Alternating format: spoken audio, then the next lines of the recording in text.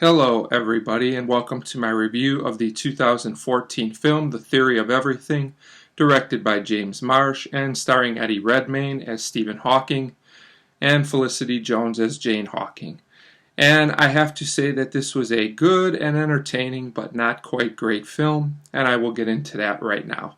First of all, I have to mention that, in my opinion, the main reason to see this film is for the two lead performances of Eddie Redmayne and Felicity Jones, which are both excellent. Now, Eddie Redmayne won Best Actor at the Oscars for this role, and he is excellent.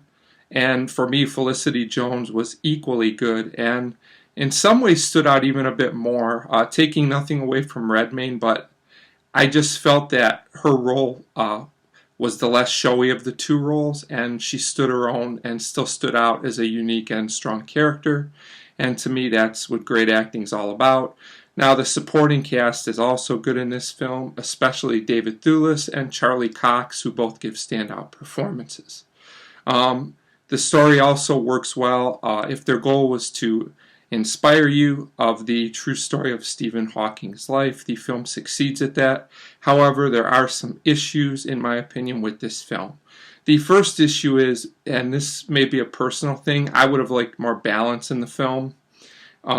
We do get to learn about the theories that Mr. Hawking has come up with, but most of the film focuses on his family and home life.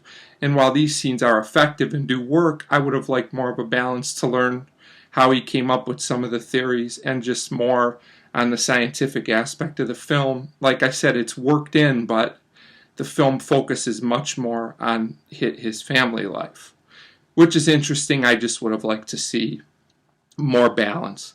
Another issue with this film, the musical score is excellent, and you can tell it's excellent when you see it like at the beginning of the film or over the end credits.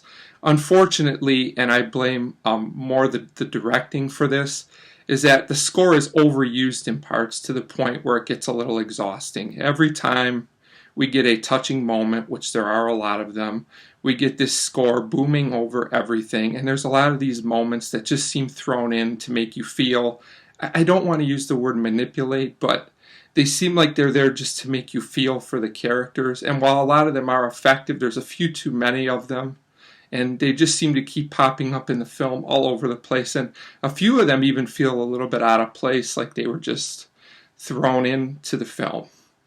Another thing, the pacing of this film, the first half hour to me flew by and was interesting.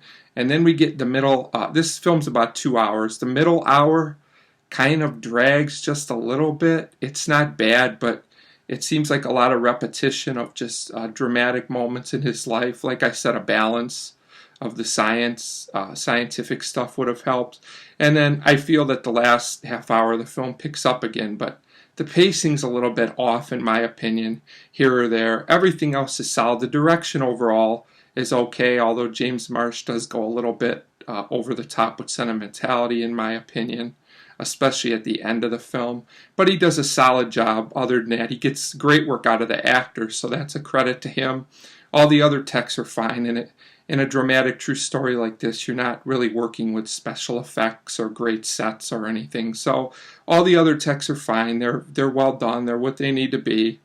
Overall, I think this is an effective true story about Stephen Hawking. If you're interested at all in his life, I do believe this film is worth seeing.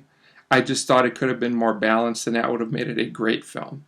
But as it is, it's a very good film with two excellent performances. Eddie Redmayne is great in the title role, and Felicity Jones is very solid and definitely someone to watch. So my overall rating for Theory of Everything is a 3.5. So 3.5 out of 5 for Theory of Everything. Definitely recommended to check this one out. Thanks.